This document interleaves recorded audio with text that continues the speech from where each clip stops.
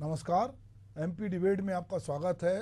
उपचुनाव दर उपचुनाव एक शेर है कि क्या शहर में, देश में तनाव है, क्या शहर में चुनाव है। दरअसल हम लगातार जब चुनाव की बात करते हैं तो हम ये कोशिश कर रहे हैं कि चुनाव कम से कम हो और एक देश एक चुनाव की बात हो रही है। पर होता ये है कि ये बात तो अपनी जगह है, पर अगर कोई चुनाव में, जहाँ से विधानसभा का चुनाव हुआ है और वहाँ से यदि किसी नेता के द्वारा पार्टी बदल के इस्तीफा दे दिया जाता है या किसी का निधन हो जाता है तो उपचुनाव होता है। अभी मध्य प्रदेश की हम बात कर रहे हैं तो मध्य प्रदेश में जो है विधानसभा सीटों के लिए जो चुनाव रिक्त हुई हैं उनके लिए भाजपा ने उम्मीदवार घोषित कर दिए, जबकि कांग्रेस फिलहाल यहाँ प्रत्याशियों के नामों पर मंथन में जुटी हुई है। हालांकि अभी इन सीटों पर चुनाव की तारीखों का ऐलान नहीं हुआ है। भाजपा ने विजयपुर सीट के लिए रामनिवास रावत को अपना अधिकृत प्रत्याशी घोषित किया है। रावत पूर्व में इसी सीट से कांग्रेस विधायक रहे हैं। लोकसभा चुनाव से पहले उन्होंने भाजपा की सदस्यता ग्रहण कर ली थी। रावत जो हैं प्रदेश सरकार के कैबिनेट मंत्री में भी उनको शामिल कर लिया गया है। इसके बाद उन्होंने विधानसभा की सदस्यता से इस्तीफा दे दिया। पूर्व मुख्यमंत्री शिवराज सिंह के केंद्रीय मंत्री बन जाने के बाद खाली हुई बुधनी विधानसभा सीट के लिए भी उपचुनाव होना है। इस सीट पर भाजपा ने रमाकांत को उम्मीदवार बनाया। हालांकि इस सीट से शिवराज सिंह चौहान के पुत्र कार्तिकेय का भी नाम चर्चा में था। कांग्रेस छोड़ के भाजपा में शामिल होने के कारण बीना विधानसभा सीट पर भी उपचुनाव संभावित है। इस सीट से भी अभी तक इस्तीफा न होने के कारण फिलहाल असमंजस की स्थिति बनी है। अमरवाड़ा विधानसभा सीट पर बुधवार को उपचुनाव के लिए मतदान हो चुका है। चुनाव परिणाम 13 जुलाई को घोषित होंगे। माना जा रहा है कि विजयपुर और बुधनी सीटों के लिए उपचुनाव अगले 2 महीने में होने की संभावना है। इसके लिए निर्वाचन आयोग तारीखों का ऐलान जल्दी कर सकता है। आज हम इसी मुद्दे पर चर्चा करेंगे, लेकिन इससे पहले जान लेते हैं इस बारे में राजनेता क्या कुछ कह रहे हैं। देखिए, भारतीय जनता पार्टी के कार्यकर्ता सदैव जनता के बीच में रहते हैं। ये चुनाव कांग्रेस जैसी पार्टियों के लिए चुनौती होती है जो केवल चुनाव के समय सक्रिय हो जाते हैं। बुधनी में जिस तरह से भारतीय जनता पार्टी को विधानसभा और फिर लोकसभा में 1.5 लाख से ज़्यादा मतों की बढ़त मिली, स्पष्ट तौर पर कांग्रेस पार्टी बुधनी में समाप्त हो गई है। उसी तरह विजयपुर में जब तक रामनिवास रावत जी कांग्रेस में थे तो कांग्रेस को कुछ मत मिल जाते थे। रामनिवास रावत जी के आने के बाद लोकसभा चुनाव में विजयपुर में 35,000 से ज़्यादा मतों की भाजपा को बढ़त मिली और अब भारतीय जनता पार्टी का कार्यकर्ता भी उपचुनाव की तैयारी में जुट गया है। विजयपुर में भी ऐतिहासिक मतों से भारतीय जनता पार्टी की जीत होने जा रही है।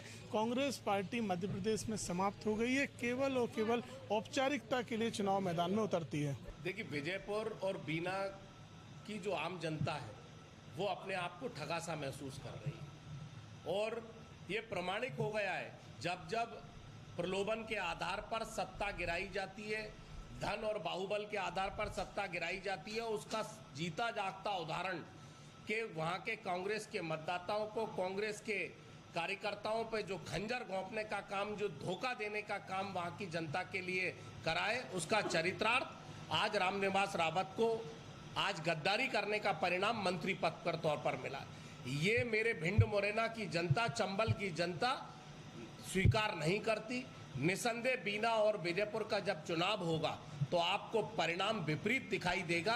ये चंद घंटों के मंत्री होंगे और उसके बाद ये इस्तीफा देंगे और चुनाव हारेंगे और भारतीय जनता पार्टी की जो पॉलिसी यूज एंड थ्रो की है, फिर ये उपयोग हुए, अब ये थ्रो होंगे। जी, तो उपचुनाव दर उपचुनाव जो हैं वो हो रहे हैं और इसमें मज़ेदार बात यह है कि चुनाव आयोग को मुझे लगता है कि एक तरह से नीति निर्धारित करना चाहिए कि यदि आपने इस्तीफा दे दिया है तो ये चुनाव चारों एक साथ होना चाहिए था अगर होते, पर कहीं पे कोई इस्तीफा दे के पार्टी तो बदल लिया, इस्तीफा नहीं दिया है, कोई पहले इस्तीफा दे रहा है। तो अभी हम देख रहे हैं कि मध्य प्रदेश में 4 विधानसभा चुनाव होने थे, अमरवाड़ा का हो गया है, 2 के लिए अभी नाम भी आ गए, 1 के बारे में असमंजस की स्थिति बनी है। तो मालूम पड़ता है कि पूरे प्रदेश में इसी तरह का चुनाव एक वातावरण बना रहता है।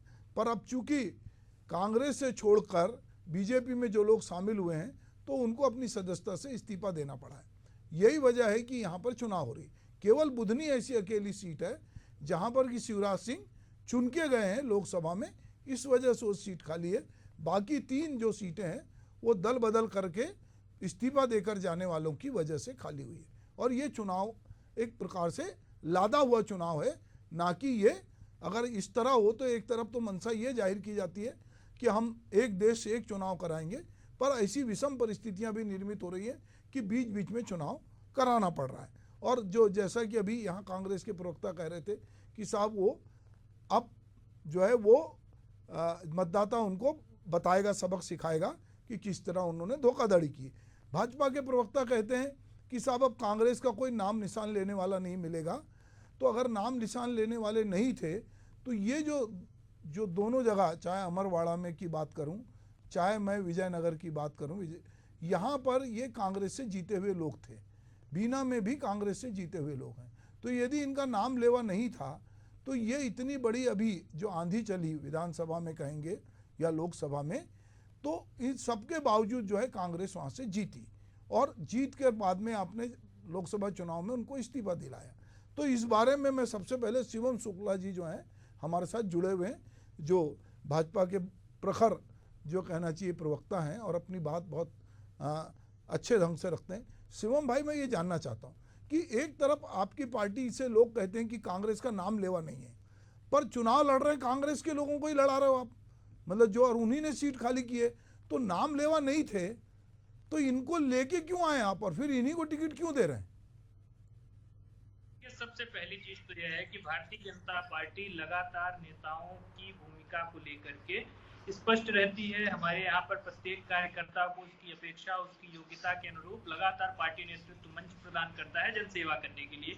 वही नेता जो कांग्रेस पार्टी के लिए निरुपयोगी रहते हैं, इनके संगठन में जब तक रहते हैं उनकी कोई भूमिका नहीं रहती, उनको तिरस्कृत किया जाता है गांधी परिवार की परिक्रमा न कर पाने के कारण।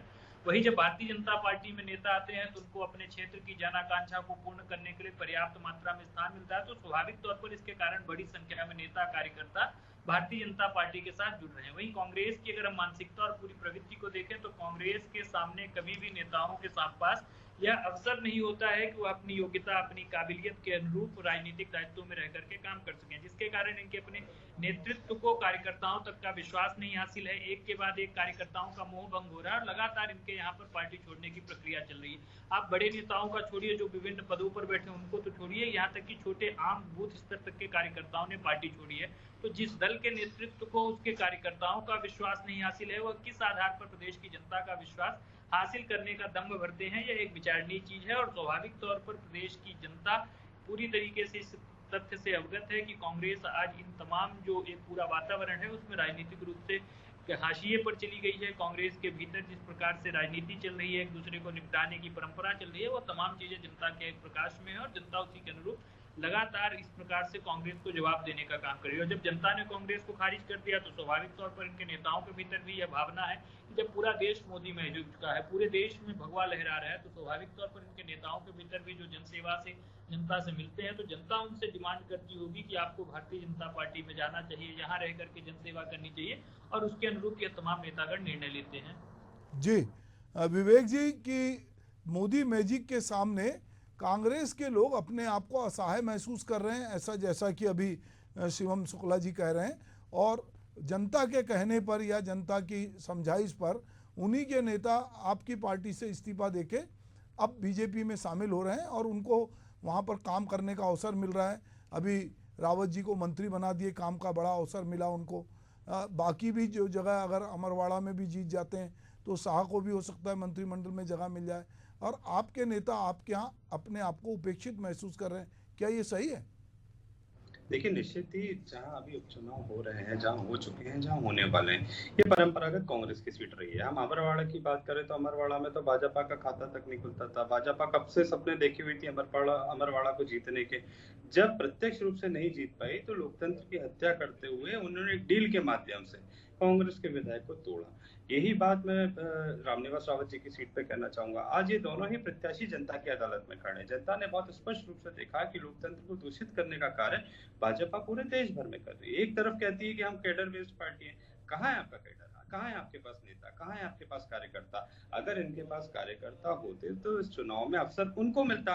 भाजपा के पास काबिल नेताओं की कमी है, तभी वो दूसरे दलों के ऊपर आश्रित हो गई है। दूसरे दलों के नेताओं को तोड़कर अपने दल में शामिल कराती है, डील करती है, मंत्री पद का लालच देती है, मंडल कमंडल में अध्यक्ष बनाने का लालच देती है, और तोड़ के जब अपने पास लाती है और फिर जब देखती है कि उनके पास भाजपा के पास कोई काबिल नेता ही नहीं है, तो कांग्रेस के नेता को यहाँ पे उम्मीदवार घोषित कर देती। तो भाजपा ने इस डील को देखा है। रामनिवास रावत जी जब जनता की अदालत में जाएंगे तो इस बात का उनको जवाब देना पड़ेगा कि पिछले चुनाव में जब आप कांग्रेस के प्रत्याशी के रूप में जनता के बीच में आए तो एक मजबूत कांग्रेस कार्यकर्ताओं का नेटवर्क था, पूरी टीम थी जिसने मिलकर परिश्रम करके आपको जिताया। यही स्थिति अमरवाड़ा में रही। आज उन कार्यकर्ताओं के साथ में जो आपने विश्वासघात किया है, जनता के साथ में जो विश्वासघात किया है, उसका जवाब आज जनता की अदालत में इनको देना होगा। और क्या डील हुई है, कितने पैसे मिले हैं, मंत्री पद में इनको क्या डील हुई है, ये सभी जनता के बीच में दिखाना पड़ेगा। और देखिए, दूसरी दिशा में देखा जाए तो अगर भाजपा के किसी मंडल अध्यक्ष को, किसी नेता को अवसर देते तो भाजपा के कार्यकर्ताओं में उत्साहवर्धन होता। आज कहीं ना कहीं भाजपा के कार्यकर्ताओं का मनोबल टूटा है। जिस तरीके से अन्य दलों के नेताओं को लाकर भाजपा शीर्ष नेतृत्व पर बैठा रही है, सुशोभित कर रही है। आज मंत्रिमंडल में आप देख लें 8 से ज्यादा मंत्री पूर्व कांग्रेसी है। तो भाजपा के पास खुद का है क्या? वो तो आश्रित है दूसरे दलों पे। भाजपा के पास ना विचारधारा है, ना नीति है, ना कैडर है। भाजपा के पास में कुछ नहीं बचा है। भाजपा तो दूसरे दलों से लाए नेता, आज प्रवक्ता तक नहीं है। प्रवक्ता भी हमारे यहाँ से जो आते उनको उनके पास जगह देनी पड़ रही है। तो उनके पास में ना कार्यकर्ता बचे हैं, ना नेता बचे हैं। भाजपा सिर्फ डील करने वाली पार्टी रह गई और एक कंपनी की तरह काम कर रही है। जी विवेक जी, एक बात मैं जानना चाहता हूँ, आप बात कर रहे हैं, एक एक्सपीरियंस लोगों के पास है। जब कमलनाथ की सरकार थी और कमलनाथ की सरकार में सिंधिया जी अलग हुए, उनके फॉलोअर उनके साथ बहुत सारे लोग अलग हुए और उन्होंने इस्तीफा दिया कांग्रेस से और फिर उन्होंने चुनाव लड़ा और उन्होंने भाजपा की टिकट से चुनाव लड़ा और वो जीत के आए और वहाँ पे फिर भाजपा का बहुमत हो गया और भाजपा की सरकार बन गई। कमलनाथ सरकार 18 महीने के बाद निकल गई। तो जो कांग्रेस को सरकार बनाने मिला था और जिन लोगों ने, जिन विधायकों ने, मंत्रियों ने इस्तीफा दिए थे, बाद में उन्होंने ये चुनाव जीते। तो ये एक लोगों के बीच पुख्ता हुआ कि यदि हम इस पार्टी से भी इस्तीफा दे देंगे और हमको भाजपा ये आश्वासन देती है कि हम आपको उसी तरह का मान सम्मान देंगे, तो ये एक मॉडल सेट हो गया है। तो अब जो भी आपके यहाँ लग रहा है कि तो हम विपक्ष में क्यों बैठे, हमको तो मंत्री पद मिल रहा है, हम आगे जाएंगे, हमको बहुत सारे फायदे होंगे, तो ये मॉडल तो एक बार भाजपा ने सफल करके बता दिया है। तो कांग्रेस में अगर वैचारिक समझ है तो भाजपा की तरफ क्यों जाते हैं? दिया गया, मंत्री बनाया गया, ये पिछले चुनाव की बात है। इसके बाद अगर हम 23 में देखें तो आधे से ज्यादा का क्या है शुरू हुआ है वो हम सभी के सामने। आधे से ज्यादा मंत्रिमंडल से बाहर हैं, चुनाव हार चुके हैं। तो जनता भली भांति समझती है और जनता सारी चीजों को देख रही है। अपने मताधिकार का जब उपयोग करेगी तो निश्चित ही वो इस निर्णय पे भी जाएगी कि एक ऐसे दल को चुनाव में जिताना है कि जो डील के माध्यम से, जिसका ध्येय सेवा करना नहीं है, जिसका ध्येय सिर्फ सरकार बनाना है, लाभ लेना है और ऊंचे पदों पर बैठाना है। तो ऐसी पार्टी के साथ में जिसके पास कैडर नहीं बचा, विचारधारा नहीं बची, नेता नहीं बचे, वो दूसरे दलों से आयातित नेताओं को स्थान दे रहे हैं, ऐसी पार्टी के साथ में मैं समझता हूँ मध्य प्रदेश की समझदार जनता तो उनके पक्ष में नहीं जाएगी। और बाय इलेक्शन का जब रिजल्ट आएगा उपचुनाव में, निश्चित ही कांग्रेस की सीट है। कांग्रेस के मजबूत कार्यकर्ता इस पूरे चुनाव को लड़ रहे हैं और कार्यकर्ताओं की दम पे हमारे विधायक वहां से चुने जाएंगे। और मैं निश्चित ही समझता हूँ जब वो शपथ लेंगे तो मध्य प्रदेश की विधानसभा में एक संदेश भी जाएगा कि अब दल बल पे अंकुश लगना चाहिए, दल बल पूरी तरीके से प्रतिबंधित होना चाहिए। और जिस तरीके से जब आप कार्यकर्ताओं के साथ विश्वासघात करते हैं या जनता के साथ में विश्वासघात करते हैं, तो ऐसे नेताओं को सीख देने के लिए मैं समझता हूँ मध्य प्रदेश की जनता तैयार बैठी है। शिवम जी, चलिए शिवम शुक्ला से बात करते हैं। राकेश, ये जो कह रहे हैं अभी विवेक जी की जनता इन उपचुनाव में ये दल बदल करने वाले नेताओं को, पार्टी छोड़ने वाले लोगों को सबक सिखाएगी, और जो अभी सीटें डिक्लेयर हुई है, जिन नाम डिक्लेयर हुए हैं, और अमरवाड़ा का तो चुनाव हो ही गया, कल परसों उसका रिजल्ट भी आ जाएगा, तो क्या लगता है आपको कि क्या वाकई में ये नेता इतना बड़ा जुआ खेले इन लोगों ने कि ये अपने विधायकी छोड़ के ये हारने के लिए चुनाव लड़ रहे हैं? देखिए शिवाजी, सबसे पहले तो मैं आपको बता दूं कि यदि कोई भी व्यक्ति दल बदल करता है, यानी चूंकि वो सिटिंग एमएलए है और यदि वो अपनी पार्टी छोड़ के, अपनी विधायकी छोड़ के दूसरे दल में यदि वो जा रहा है, तो निश्चित रूप से वो किसी ना किसी तौर पे उस व्यक्ति की, उस पार्टी के हाईकमान से उसकी मुलाकात या चर्चा किसी ना किसी बात पे होती है, कोई ना कोई बात तय होती है। जिसके बाद ही वो व्यक्ति अपना दल बदल करता है और वो अपनी विधायकी छोड़ने पर भी जो है तैयार हो जाता है, क्योंकि कोई भी व्यक्ति अपनी विधायकी यानी विधायक जैसा जो संवैधानिक पद है उसको छोड़ना नहीं चाहेगा। लेकिन जिस प्रकार से यदि हम पिछले 4 साल की बात कर रहे हैं, तो पिछले 4 साल के दौरान जिस प्रकार से हमने देखा कि केंद्रीय मंत्री, चूंकि अभी वर्तमान में केंद्रीय मंत्री है ज्योतिरादित्य सिंधिया समेत उनके साथ जो तमाम जो विधायक थे जिन्होंने कांग्रेस की विधायकी पद छोड़ा और उसके बाद जो है उन्होंने बीजेपी की सदस्यता ली और बीजेपी से ही चुनाव लड़ा और फिर बीजेपी के में सरकार में जो है मंत्री भी बने, तो निश्चित रूप से कुछ ना कुछ जो है एक हम कह सकते हैं मापदंड तय होंगे, उनके अंदरूनी जो मापदंड है, हम इस बात को ऐसे कह सकते हैं कि मापदंड क्या तय होंगे, ये इनकी अंदरूनी बात है। लेकिन कोई भी व्यक्ति यदि कोई पार्टी छोड़ता है तो उसमें एक मापदंड के तहत हो जाता है। अभी असमंजस की स्थिति यह है कि बीना से जो विधायक है निर्मला सप्रे, उन्होंने कांग्रेस से जरूर यानी अपने आप को विदा कर लिया है, लेकिन अभी भी उनका पार्टी के यानी बीजेपी पार्टी के जो आला नेता हैं उनसे कोई चर्चा नहीं हो पा रही है।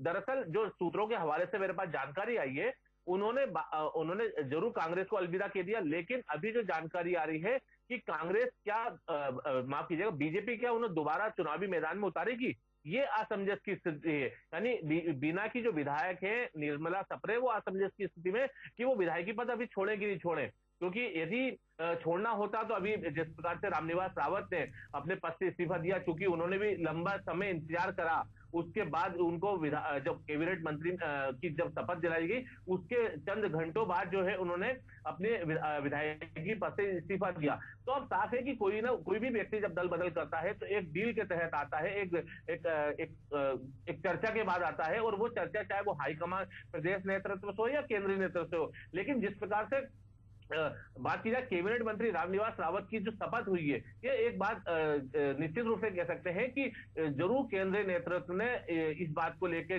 क्योंकि केंद्रीय नेतृत्व से चर्चा हुई होगी, और उसी के बाद केवल एकमात्र व्यक्ति के लिए जो है शपथ होना ये बड़ी बात होती है। और अभी तक के यदि संसदीय इतिहास उठा के देखा जाए तो केवल इसके पहले अर्जुन सिंह ने ही जो है केवल शपथ ली थी, और उसके बाद केवल रामनिवास रावत है जिन्होंने शपथ ली है। तो कह सकते हैं कि एक बड़ी तय मापदंड होंगे उनके, इसी कारण से उन्होंने ये दल बदल किया है। लेकिन अब आने वाले दिनों में देखना होगा कि निर्मला सप्रे बिना से इस्तीफा देती कि नहीं देती है, क्योंकि लंबा समय हो गया है उनको भी, और कांग्रेस बार बार कह रही है कि आप यदि हमारी पार्टी में नहीं है तो आप हमारी विधायकी छोड़े। लेकिन देखिए अभी क्या हो रहा है, ये पूरा असमंजस की स्थिति चल रही है। जी ठीक है राकेश। शिवम जी, अभी राकेश जो कह रहे हैं कि ये निर्मला सप्रे को लेकर ये बात कर रहे हैं, असमंजस की स्थिति है। रावत जी को लेकर बात कर रहे थे कि रावत जी पहले आश्वस्त होना चाहते हैं हुए, और उसके बाद जब उन्होंने कैबिनेट की शपथ ली तब उसके बाद विधायक पद से इस्तीफा दिया। एक उर्दू का शेर है शिवम जी कि वो करके गए थे वादा कि आएंगे मजार पर, और हमने जान दी थी इसी एतबार पर। तो ये बेचारे जो विधायक हैं जो चुन के आए हैं, इनसे कोई ना कोई बात तो ही होगी, बिना बात किए तो कोई अपनी विधायकी छोड़ेगा नहीं। अब सप्रे जो हैं वो छोड़ नहीं रही हैं निर्मला जी, और रावत जी जब पूरी तरह आश्वस्त हुए तब उन्होंने छोड़ा। तो ये क्या कुछ अंदर खाने में इस तरह की डील होती है? आप कहते हैं वैचारिक रूप से जनता के कहने पर ये लोग विधायकी छोड़े हैं, और कहीं ना कहीं कुछ तो बात होगी। शिवम जी आप मुस्कुरा रहे हैं, क्या बात है? देखिए सुभाष जी, जो सबसे महत्वपूर्ण चीज है, ऐसे ही कोई व्यक्ति विधायक जैसे पद पर निर्वाचित होने के पश्चात किसी पद को नहीं छोड़ता, बात सही है। इसके लिए अंदर तक की इच्छा शक्ति चाहिए, जनता का दबाव होता है, और उसके पश्चात लोग इस प्रकार के निर्णय लेते हैं। कोई भी व्यक्ति जो बड़ी मुश्किलों और मशक्कतों के बाद विधायक जैसे एक जनप्रतिनिधि के पद पर निर्वाचित होता है, चुनाव में तमाम तरीके की दुश्वारियां और संघर्षों के पश्चात, तो स्वाभाविक तौर पर अगर वह किसी पार्टी का त्याग कर रहा है तो बड़े कारण होंगे। या तो क्षेत्र की जनता के लिए जिस स्तर का सहयोग पार्टी नेतृत्व से मिलना चाहिए वह उनको नजर नहीं आएगा, या उनको दिखाई पड़ेगा कि पार्टी नेतृत्व ने देश के आम जनमानस का, प्रदेश के उनके विधानसभा क्षेत्र की जनता का विश्वास खो दिया है। उस स्थिति में ही लोग इस प्रकार के निर्णय लेते हैं। और स्वाभाविक तौर पर जब पूरे मध्य प्रदेश में मोदी जी की एक लोकप्रियता है, उनकी स्वीकार्यता है, तो उस स्थिति में इस प्रकार के निर्णय तमाम लोगों ने लिए। भारतीय जनता पार्टी में कोई डील जैसी संभावना नहीं रहती है। हम प्रत्येक व्यक्ति जो भी हमारा कार्यकर्ता है, जो भी हमारी पार्टी के हित में काम करता है, पार्टी के विचार को आगे बढ़ाता है, तो स्वाभाविक तौर पर उसकी राजनीतिक रूप से क्या भूमिका हो, उसकी कैसे चिंता करनी है, इस दिशा में पार्टी का नेतृत्व विचार करता है।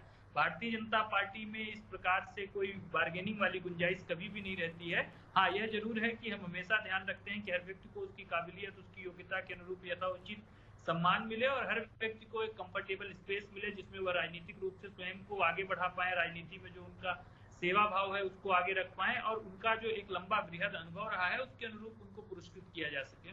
ठीक है शिवम जी, सही बात आप कह रहे हैं विवेक त्रिपाठी जी, कि एक आदमी को मान सम्मान मिले, उसका जो स्पेस है, जो उसका वो करता है वो उसको मिले। और कई बार ऐसा लगता है उसको कि भाई मैं 5 साल का विधायक हूँ और चूंकि अब मेरी पार्टी सत्ता में है नहीं और मुझे बहुत सारी अपेक्षाएं मैंने जनता को बता रखी है, तो हो सकता है अगर मैं सत्तारूढ़ पार्टी के साथ चला जाता हूँ तो हो सकता है मेरे क्षेत्र का विकास हो, क्योंकि वो विकास के बहुत सारे वादे करता है। तो क्या ये, या फिर वो मोदी जी जैसे नेता से प्रभावित होता है, उनकी गारंटी से प्रभावित होता है और वो जो है अपनी पार्टी, जैसे रावत जी बहुत पुराने विधायक थे कांग्रेस के, तो ये भी नहीं कह सकते कि वैचारिक रूप से वो कांग्रेस को नहीं समझते थे, फिर भी वो जा रहे हैं। तो क्या बात है ऐसी कि क्या वो जनता की अपेक्षा के लिए जा रहे हैं या कोई डील के तहत जा रहे हैं, क्या कुछ है अंदर खाने में? माइक चालू कीजिएगा। इस पार्टी से आप 35 सालों से जुड़े हुए हैं, आप लगातार चुनाव जीतते आ रहे हैं, वहां के कार्यकर्ताओं का एक संगठित मजबूत नेटवर्क आपकी मदद कर रहा है, आपके नेतृत्व में काम कर रहा है, और उसके बाद में एकदम से चुनाव परिणाम आने के महीने भर बाद आपका हृदय परिवर्तन हो जाता है। आप विचारधारा को छोड़ने के लिए तैयार हो जाते हैं, आप दूसरी विचारधारा से जुड़ने के लिए तैयार हो जाते हैं।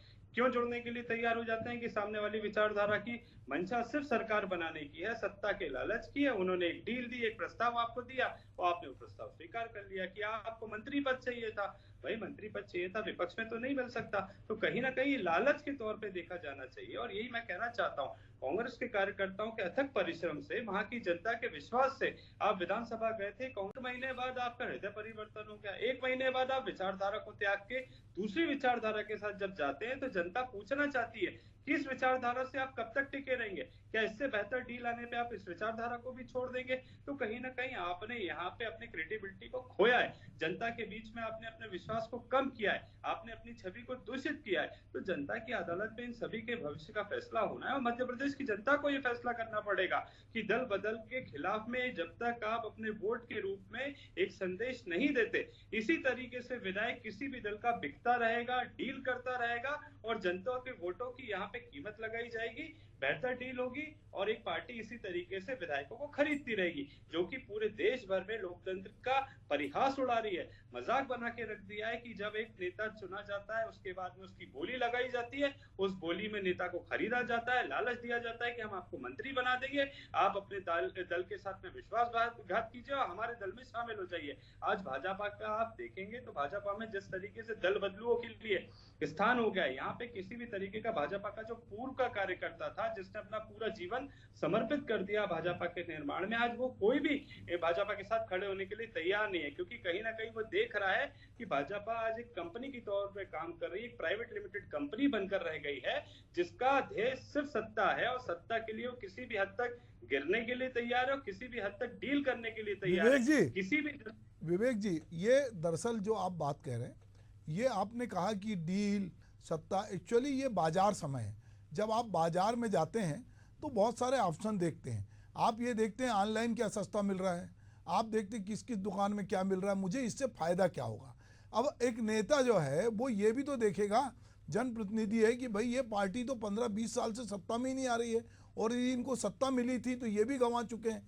तो ऐसी स्थिति में यदि नेता विधायक बनने के बाद आपको छोड़ रहा है और जा रहा है और उसके साथ बहुत सारे लोग भी जा रहे हैं, जैसा कि अभी शिवम कह रहे थे कि जो ग्राउंड लेवल के कार्यकर्ता हैं उन्होंने भी पार्टी छोड़ी, जो जीते उन्होंने भी छोड़ी, तो बड़े पैमाने पे जब लोग दल बदल करके दूसरी पार्टी में जा रहे हैं तो कुछ तो अपने घर में भी कमियां होंगी कि नहीं? कोई कमियां होंगी, उन कमियों को हमने दूर किया है। आज सबसे बड़ा सवाल ये है कि जो पार्टी 20 सालों से सत्ता में नहीं थी, उसके बाद भी आपकी क्षेत्र की जनता उसी पार्टी के प्रत्याशी के रूप में आपको जिता रही थी। आज जनता इस बात को जानती है और जनता प्रत्यक्ष रूप से देख रही है कि राजनीति सेवा का कार्य होना चाहिए, ना कि किसी डील का। यहाँ फायदा नुकसान नहीं देखा जाता, यहाँ तो 24 घंटे प्रत्याशी को जनता की सेवा करनी है, जनता के काम करने। और आज जब एक दल ने डील दी, आपको मंत्री बनाने का ऑफर दिया और आप बिक गए, तो जनता की अदालत में इस चीज का फैसला होगा। भविष्य में इस तरीके की राजनीति पे अगर अंकुश लगाना है तो ऐसे प्रत्याशियों को तो मैं समझता हूँ हार का सामना करना पड़ेगा और जनता इन लोगों को हराने का काम करेगी। अगर आज जनता ने ये नहीं रोका तो ये एक ट्रेंड बन के चला आएगा और कोई भी व्यक्ति प्रत्याशी के रूप में किसी दल से चुनाव लड़ेगा, जीतेगा और बेहतर डील का इंतजार करेगा और बेहतर डील करने पे अपनी पार्टी को छोड़ के दूसरी पार्टी के साथ में चला जाएगा, जो कि पूरे देश भर में भाजपा कर रही है। इस पे अंकुश लगाए जाने की आवश्यकता है, क्योंकि नेता एक सेवक होना चाहिए, ना कि व्यापारी। एक शुक्ला पार्टी पॉलिटिक्स से अलग हटके, एक प्रवक्ता से अलग हटके वो कुछ बेसिक बात कर रहे हैं जनतंत्र की, कि इसमें कहीं ना कहीं रोक लगनी चाहिए, नहीं तो ये खेल ठीक है आज आप इस खेल में महारत हासिल है या आपका ताकत है, सत्ता है, पर यह खेल कल उल्टा भी होता है।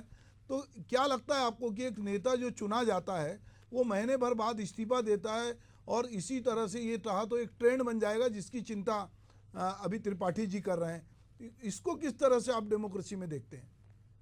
देखिए सुभाष जी, लोकतंत्र में सबसे बड़ी अदालत जनता की अदालत होती है। अगर कोई भी नेता दल बदल करता है तो स्वाभाविक तौर पर सभी को जनता की अदालत में जाना होता है। जनता उनका मूल्यांकन करती है, जनता उनको पुरस्कृत अथवा सजा देने का काम करती है। तो लोकतंत्र में जनता के विवेक पर किसी को भी प्रश्न नहीं उठाना चाहिए। कांग्रेस पार्टी में समझता हूँ कि सामंती मानसिकता से प्रेरित है।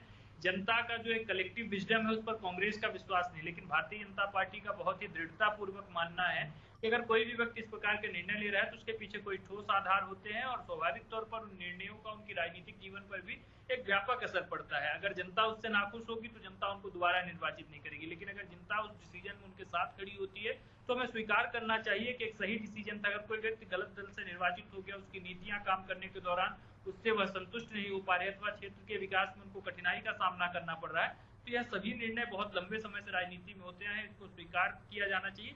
बाकी भारतीय जनता पार्टी कोई अनैतिक माध्यम का उपयोग करके दल बदल नहीं करवाती। हम कांग्रेस का शासनकाल में देखा करते थे, आया राम गया राम जैसे मुहावरे इनके दौरान इजाद किए गए थे। तो ये तमाम चीजें कांग्रेस की मानसिकता और प्रवृत्ति है। भारतीय जनता पार्टी इस प्रकार के किसी भी कार्यक्रम का कभी भी कोई समर्थन नहीं करती है।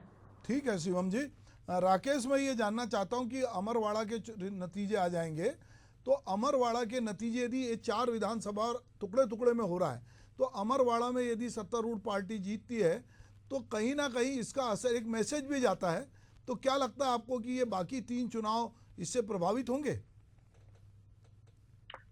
देखिए सुभाष जी, बिल्कुल आपने सही कहा, क्योंकि अमरवाड़ा विधानसभा उपचुनाव के जो नतीजे 13 जुलाई को आएंगे, वो नतीजे दोनों ही पार्टी, चाहे बीजेपी के पक्ष में आते हैं तो बीजेपी ही दल जो है उत्साहित हो जाएगा, खेमा काफी प्रफुल्लित हो जाएगा, क्योंकि वो कांग्रेस के गढ़ को ध्वस्त कर चुका होगा। दूसरी ओर यदि ये अमरवाड़ा विधानसभा सीट जो है यदि बीजेपी के पक्ष में जाती है तो इससे एक संदेश जाता है, संदेश जनता में जाएगा कि किस तरह से वो व्यक्ति ने बदलाव करा और वो व्यक्ति जो है यदि कांग्रेस से बीजेपी में आया और बीजेपी से भी जो है जीत गया, तो एक संदेश जा रहा है कि कोई भी व्यक्ति यदि दल बदल भी कर लेता है तो उसके बावजूद वो जीत रहा है। इसके अलावा इस परिणाम का जो है असर आपको अन्य सीटों पे भी देखने को मिलेगा, चाहे वो बीजेपुर हो, बुधनी हो या बीना सीट हो, इन तीनों सीटों पे जो है असर देखने को मिलेगा। और यही कारण है कि जो बीजेपी के पक्ष में जो हवा चलेगी वो अगले 2-3 महीने तक चलेगी और इसका जो फायदा जो है वो बीजेपी पार्टी उठाएगी। लेकिन उसके उलट यदि हम देखते हैं कि वही यदि कांग्रेस यदि वहां से जीत जाती है तो कांग्रेस के पक्ष में जो है एक माहौल बनेगा और कांग्रेस जो है उस माहौल को बुलाने की कोशिश करेगी और जो अगले जो 3 चुनाव हो गए उन 3 चुनाव में अपने आप को बेहतर परफॉर्मेंस देने की कोशिश करेगी और अपने संगठनात्मक ढांचे को और मजबूत करने की कोशिश करेगी, क्योंकि उसने जो अपने संगठनात्मक ढांचे को जिस प्रकार से यहाँ प्रैक्टिकल करा है